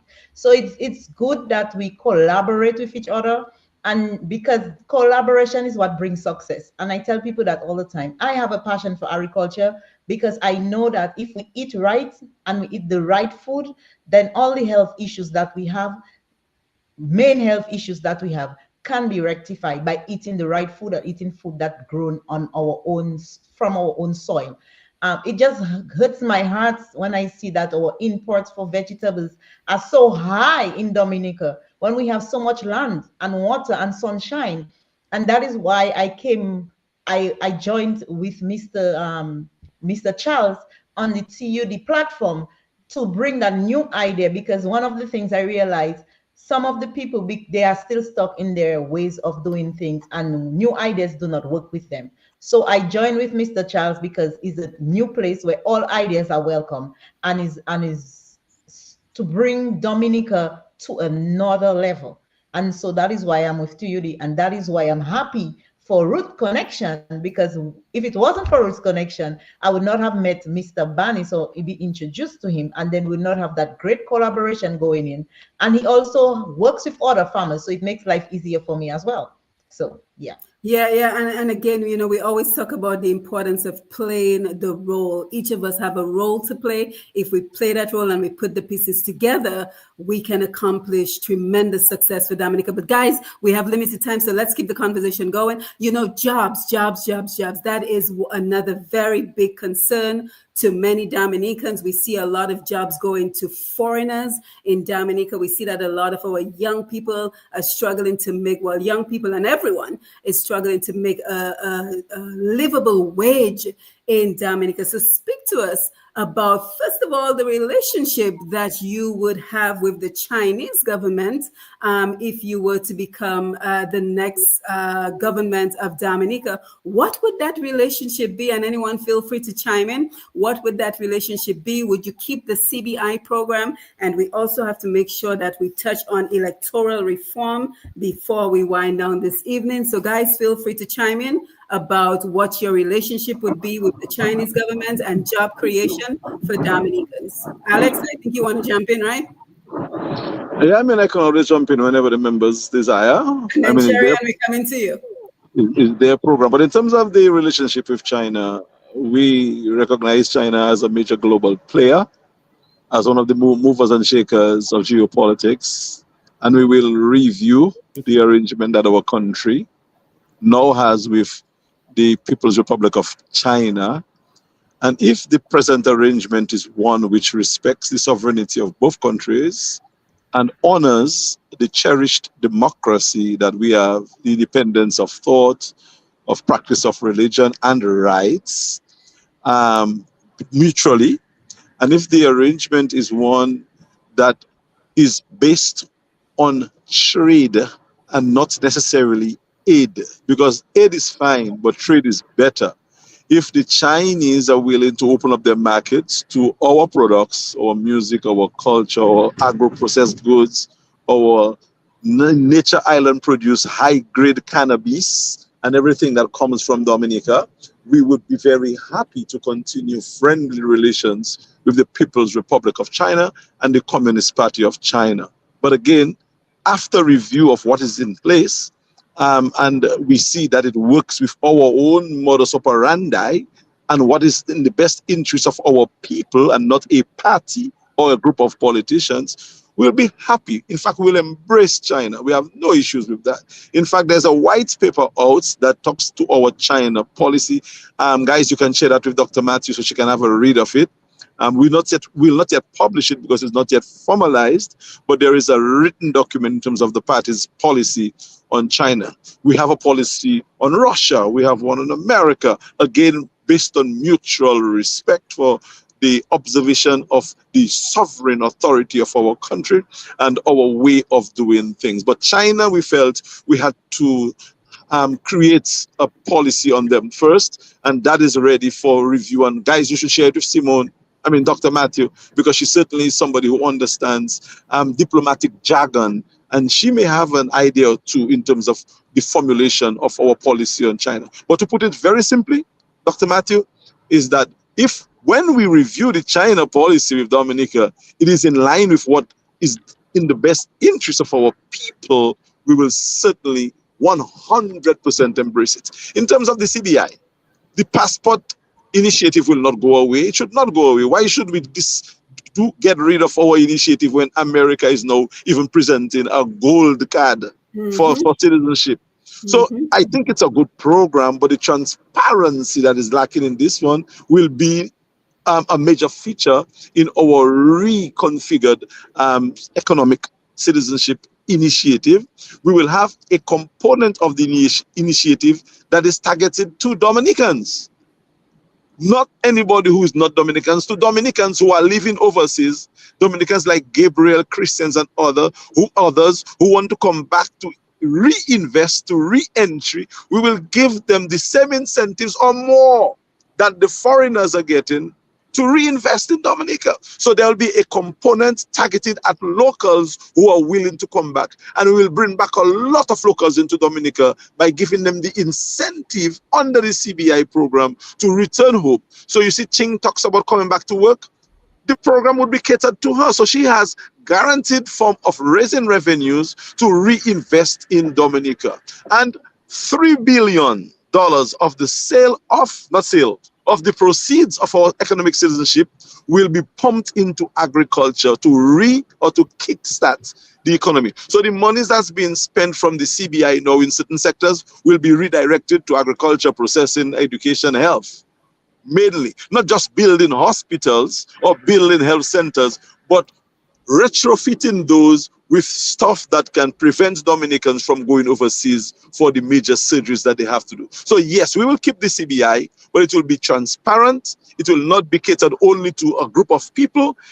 Their major component will be targeted at bringing Dominicans and Caribbean citizens to our country, and we will redirect the emphasis on the program to create revenues to restart our economy, mainly in agriculture. I think we have earmarked $3 billion that will be going to agriculture to restart the industry. Yes, very well said, Alex. Shirian, let me come to you very quickly, because the other thing that I always discuss on our program, and it is the truth, one of the greatest obstacle, I'm just going to say the greatest obstacle that we face in Dominica, if a new political party was to take the seat of government, is that dependency syndrome that we see is plaguing Dominica, because so many of our brothers and sisters have lost that work ethic that we all claim as the reason that many of us in Dominica and many of us who left Dominica were successful. We may have grown up disadvantaged, but we were all it was all instilled in us that the importance of a work ethic. And we have seen that depleted in Dominica because we see a lot of Dominicans relying on the government for handouts. And that, in my mind, is the greatest challenge to the success of Dominica. So what would TUD be able to do to reverse that dependency syndrome so that Dominicans become more empowered and go back to that work ethic that was the main reason for the success of many Dominicans in Dominica and overseas? So what are your thoughts on that, Shirian? People are only dependent when you're not providing any jobs for them. So, as Mr. Bruno said, we are planning on using the CBI money, or the CBI program, should I say, to provide jobs. To provide jobs in the agricultural sector. We are also planning on investing in sports, tourism, because actually we're planning on merging sports and tourism, also agriculture, because sports is not just running or basketball, or we also, which I play a huge role in Dominica, which is called auto sports, because I do one of the biggest auto sports meet, which involves cars, bikes, buses, all types of vehicles. It's called Crew Me Crew. I do actually the only, what y'all may call, car show in Casabras. That's how people know me, girl that does the car show. So what we're planning on doing mainly is providing jobs for people so they would not be dependent on us, providing opportunities, providing things, because we also discuss amongst the TUD members to put in place factories, have like stop importing goods, because we import a lot of stuff. We import a lot of stuff to the point that we import water. Dominica imports 9 different types of water, and to me that doesn't make any sense. So what I'm trying to say is, mostly we are putting out there to provide jobs for the people, especially the young people of Dominica. Yes. Oh, thank you for that. You stopped abruptly. I thought you had another thought coming. But guys, Oh no. electoral reform, we have to touch on electoral reform. So we know that March 19th is the first reading in Parliament of the proposed electoral reform. Are you satisfied with the proposed reform? What would you have liked to see? Are you invited to the meetings discussing electoral reform? Will you be at the protest? So let's just spend some time, because we know that that is a major bone of contention in Dominica right now, the need for electoral reform. So your thoughts on that? Petra, let's start with you, and then we'll go around the table. Yeah, well, I think electoral reform is very important. But I also have some issue with the presentation that was given to Dominica. I think it does not address some of the issues that the people are speaking about. It does not clarify some of the points that the people think that should be in the electoral reform. And so, like one of them, doing the clean list, there is no need to use an existing list if you're going to do a reform. From my own opinion, I think it would be better to start a clean slate and let the people reapply instead of using, because that's the issue we having, people who are on the list who are not eligible to vote. And to just use the same list does not mean they will be eliminated. So from starting from scratch would be a better alternative for it. So that is one of the things. Another thing is that is the funds used for election. There should be something specifically to address that, and the amount used given to each political party that's taking part in it. It should be outlined. If it's $20,000 for each political party for campaigning, it should be outlined. So at the end of the day, it could be placed in the budget there just for that purpose. So you don't have no uneven playing field. So there are lots of other things that I think it does not address. And I think that the people who are working to ensure that electoral reform is at its best and it's clear and it's beneficial for every Dominicans are doing a great job.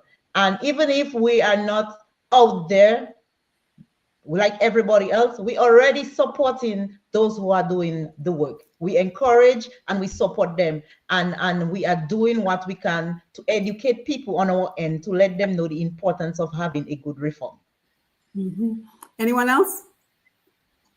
And Dr. Simon, I hear you say about a protest. There's a protest going on? On March 19th? We're not aware of any protest. Well, it's been on the radio. But we expect there to be a reading of the proposed electoral reform bill, and it will happen as planned. And the lack of presence in the parliament right now, that is a cause for grave concern. And we believe that there was a mistake. That was a very big mistake by the former main opposition party to not participate in the last general election, therein creating a whole opportunity for the government to have an imposing mandate and do whatever they wish. So right now we believe that there's going the bill is going to be read and it will be passed as planned. And I think it was a mistake to not participate in the last election. However, the focus right now has to remain with the people, because any demonstration, strike, whatever, it's the people in Dominica are not asking for that.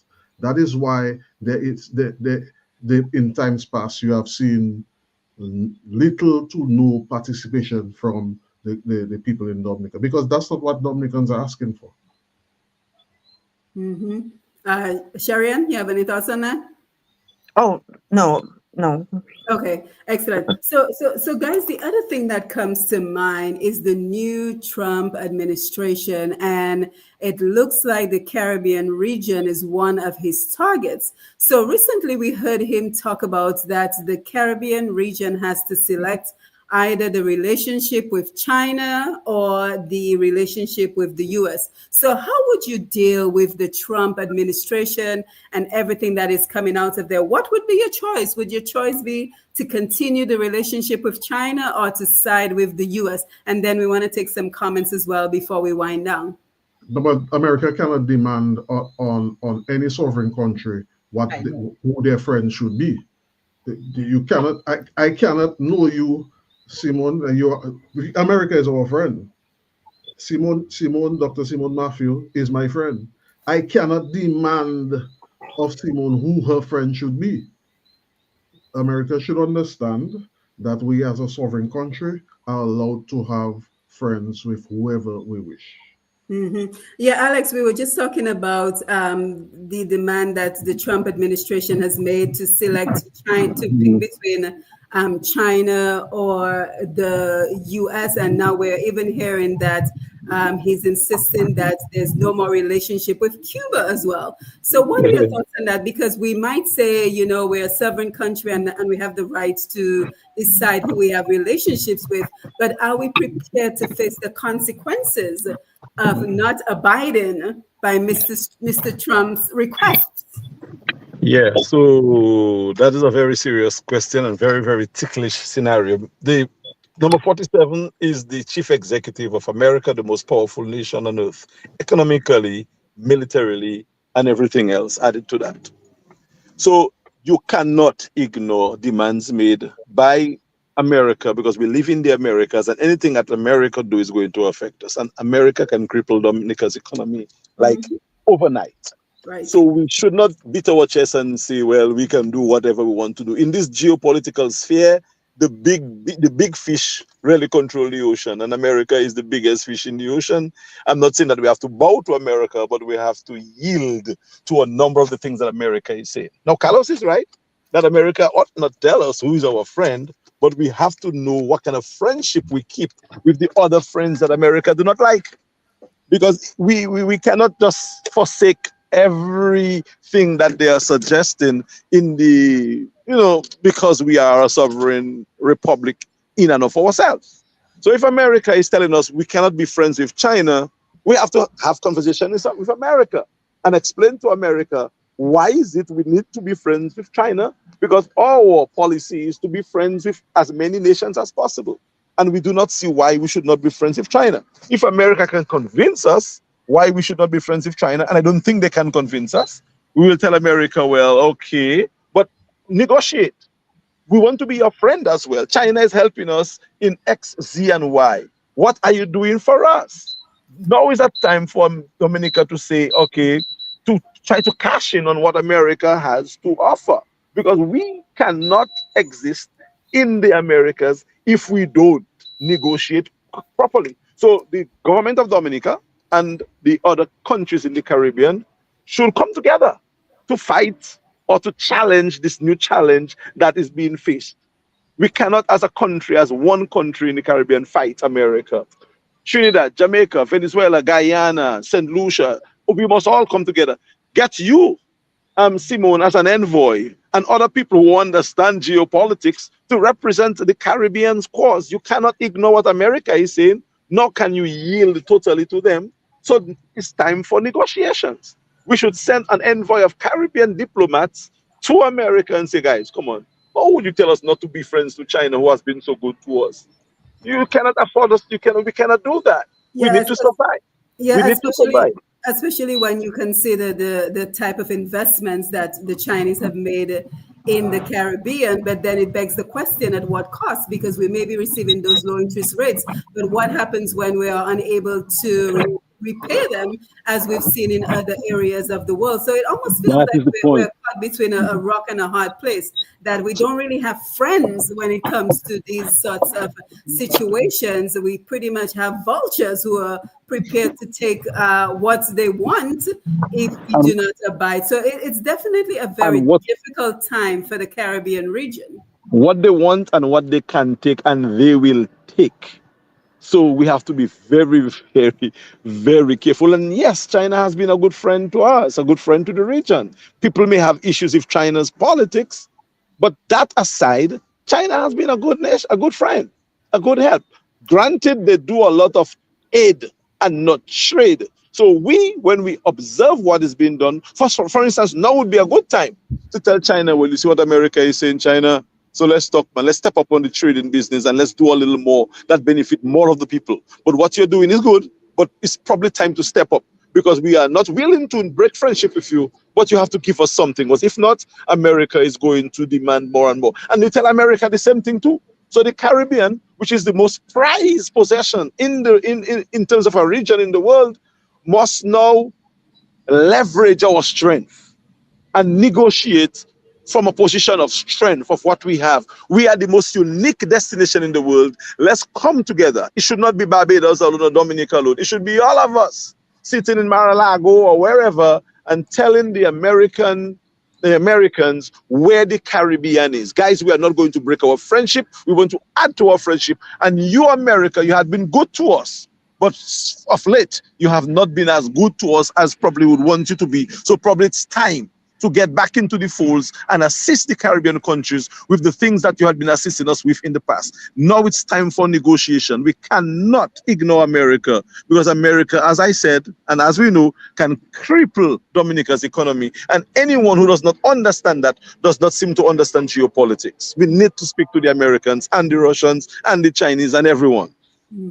Yeah, so guys, as we wind down again, I want to thank you very much for being here. This has been a very insightful, engaging conversation. And if anyone missed the beginning or any part of the conversation, remember you can simply go to YouTube or Facebook and type in Q95 FM radio, and you will be able to catch the entire replay. But as we wind down, I want each one of you to answer this question for me, because as we know, Dominica is pregnant with a lot of issues.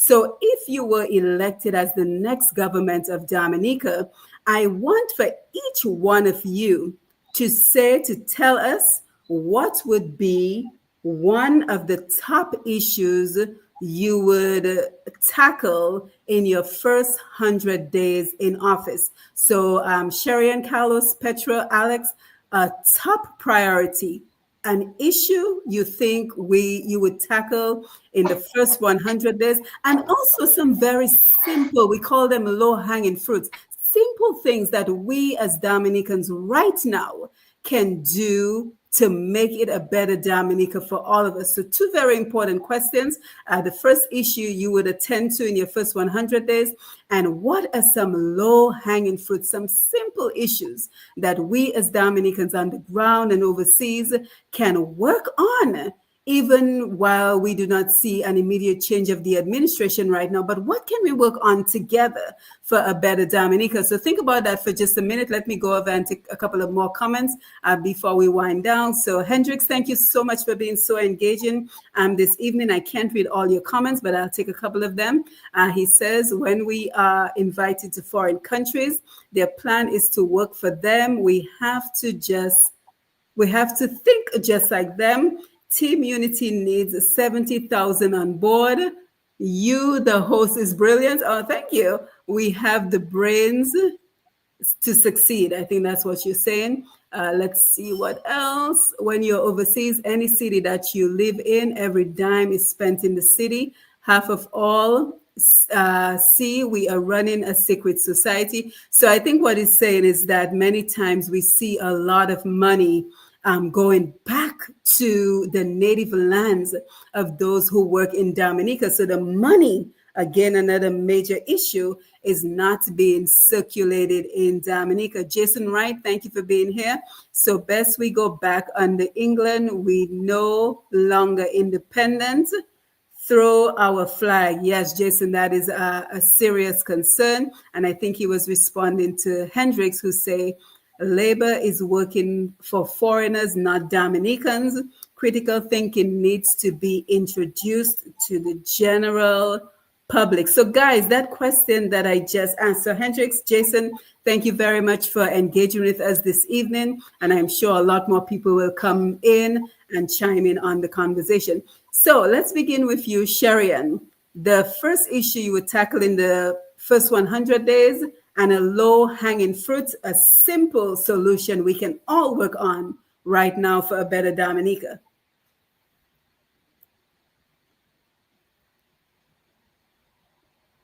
Could you move on to another teammate? I'm still putting my thoughts together. Oh, thank you for putting some thought into it, Petra. Okay, so for me, easily, I love agriculture. So my first 100 days would definitely to tackle the young people and try to change their mindset on agriculture. And not only to tackle them on that, but to let them know that agriculture is a business. And we are not going to just do backyard agriculture. We're going to do agriculture as a business. And to help them with their managerial skills, financial managing of how you handle business, because I think that is one of our things in Dominica that we really need to help people with, is the way they budget the money, the way they spend the money, and the way they understand what money is used for. And so if we can get our people to just change their mindset of how they use money, which is one of the low-lying fruits that we could help right away, we can help people to see how better they can use their money and use their money to make more money, and then to increase the level of young people who are interested in agriculture and give a boost. And the last thing I would do is to have our diasporans work directly with family members in Dominica that could exchange. They would send the cargo, the agriculture produce to them, and that would give them another job creation in the diaspora, and it would give monies right back to the people in Dominica. So that way both parties are benefiting from the transaction, and it would make life easier for them, and it would make life better for the Dominican who is getting paid for the service that they're doing. Excellent. Thank you, Petro. Carlos? Well, that Dominica is, and especially our youth, are in a state of hopelessness. Yes. So we have to restore the hope that the people want to have in their country. And that includes some of the ideas that Petra mentioned. That has to include a lot of the things that Sherian has spoken about. Because with the auto sports industry, there are plenty opportunities. With the agricultural industry, it's not just planting and dashing or planting and reaping and sending it to the VI. Antigua is doing value added products with our own produce. Mm-hmm. Petra is now working with a Dominican doing the same thing. Now, when we talk about doing factories, it's not just setting up big places to do harmful smoke to destroy our environment. It'll be done in a structured manner, keeping in mind our nature island echo.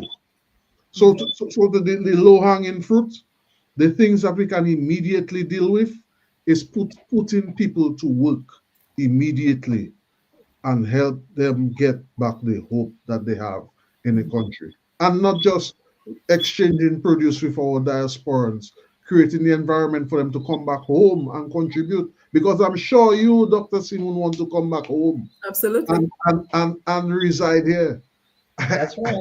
And many others who would want to do so as well, including those in the medical field, including those in fields such as tourism, such as entertainment, such as and the list goes on.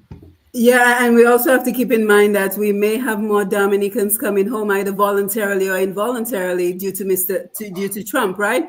And as we're on the topic, I think one of the low-hanging fruits we can all agree to right now is the garbage situation in Dominica. That is something that needs immediate attention, and we haven't even touched on healthcare, guys. I think you have to come back and join us again, Alex. You. Yeah, well, okay. The big emphasis on products or crops. How long does it take for lettuce to grow? Maybe Lambi can help us on that. Maybe like 3, 4 weeks, Lambi. 30 So days. lettuce, I 30 think days. So Yeah. all right. So you can get 3 sets of lettuce production. Let's say we cultivate 100 acres of lettuce. We have enough lettuce to feed the entire country and to export. You know how much money you can make on lettuce that's produced on 100 acres of land? What about tomatoes? What about carrots? These cucumbers, short-term, these short-term short-term crops, crops. I would invest in short-term crops in the first 100 days, and I can guarantee you would have free crops of those short-term crops. Let's say each of those short-term crops do at least $2-3 million. You're talking about maybe $10-15 million just on short-term crops alone in 100 days. So agriculture would be my focus. I would really kind of put short-term crops into the ground and start having money in the hands of the people who are producing those organic products that can be shipped to other countries to bring back foreign exchange.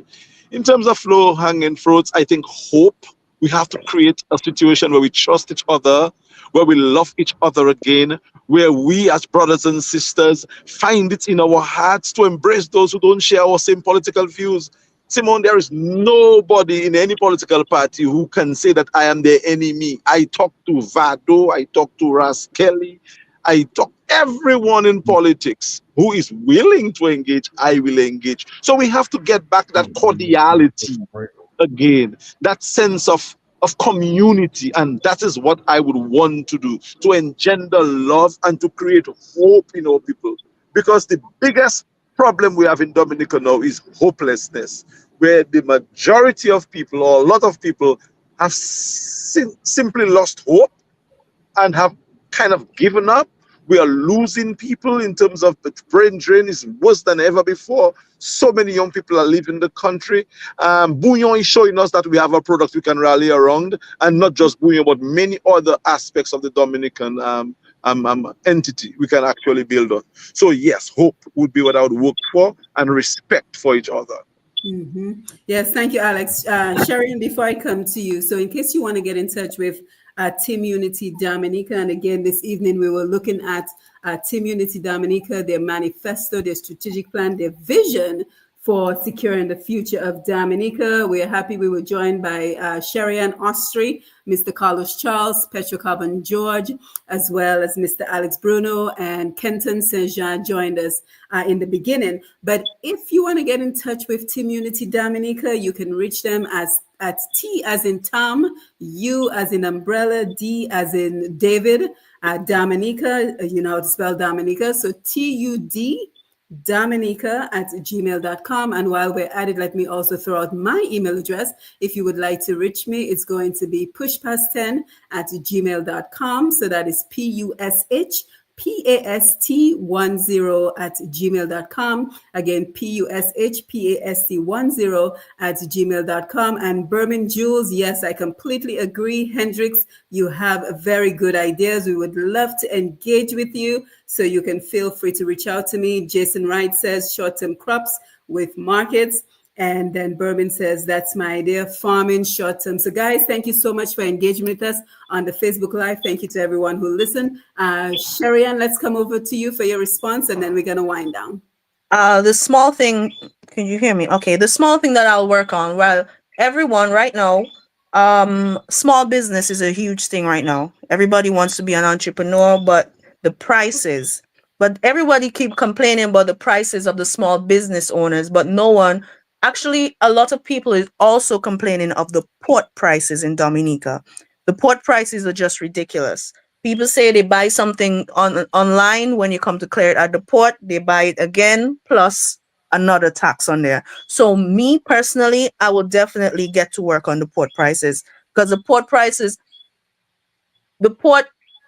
controls what comes into Dominica. Now, if I bring something in Dominica to start a business and the price is ridiculous, obviously I have to try to make back my money on there. You understand? So, honestly speaking, the port can do way better than what they're doing right now. And the port, I honestly believe the port is something that is holding down Dominicans. So I believe the port prices need to go down, like way down. In Antigua, the port prices are reasonable, very reasonable. And when I tell some of my friends how much taxes you have to pay to clear a vehicle in Dominica, they're surprised.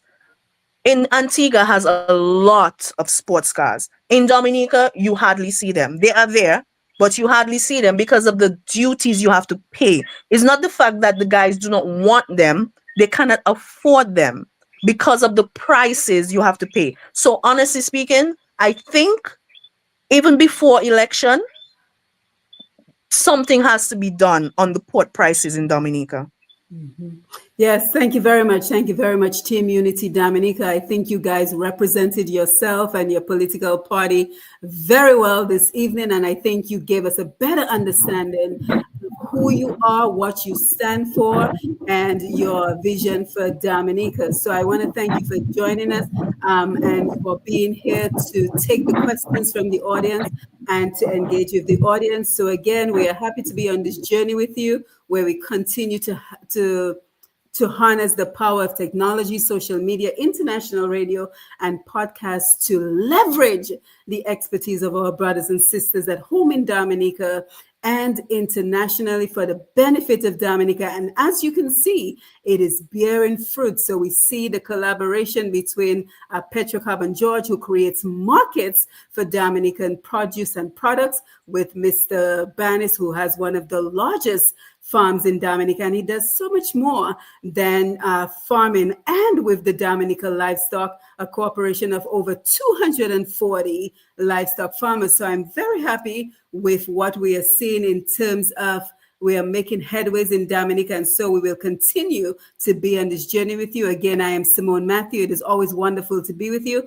Don't forget to follow Push Past 10 and Q95 FM Radio on Facebook. Unfortunately, guys, there was a technical issue. I was not able to live stream on Push Past 10 to Facebook, but I will do the replay on Facebook, because this is a conversation we all need to hear and engage with. So again, guys, thank you for being here.